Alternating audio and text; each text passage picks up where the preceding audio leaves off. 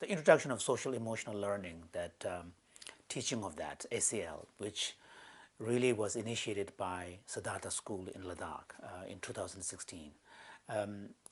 When we look back at it now, we now understand it is historically and also culturally speaking a very innovative move on the part of the school.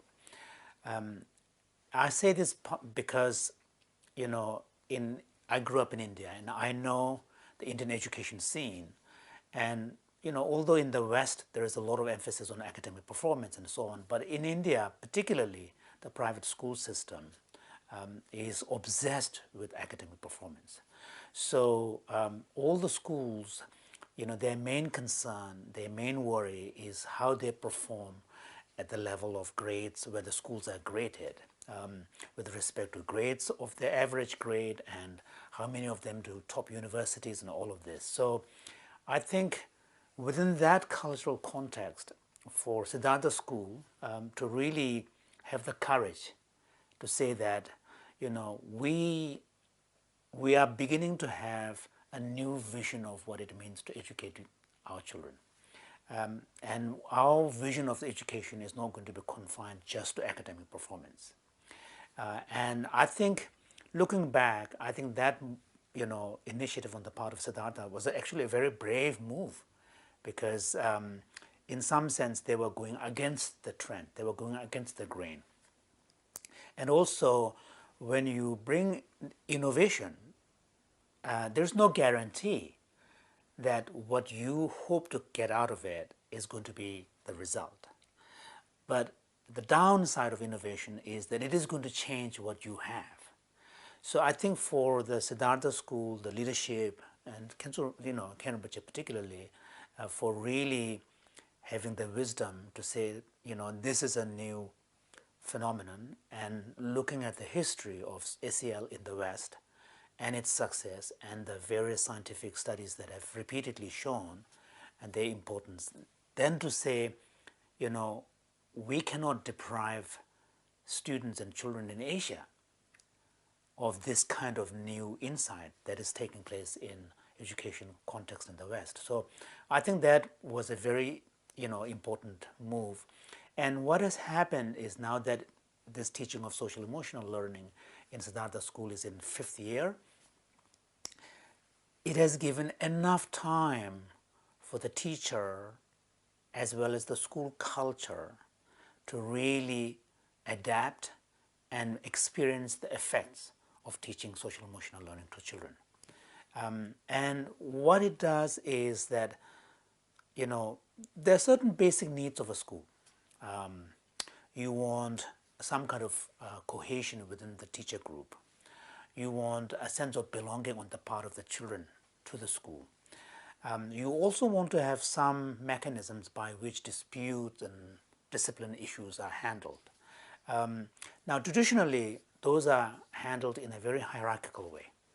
You know, so it's a power over, you know, and classroom management is a major issue for individual teachers. And often what happens is that the teachers handle that challenge by imposing their power, and which then keeping a kind of a, you know, it's a sort of almost like a kind of a sergeant major type, you know, military type kind of approach. Now, increasingly, we know that this kind of class management, this kind of school culture actually can be traumatic. And a lot of children come out of high school experience traumatized.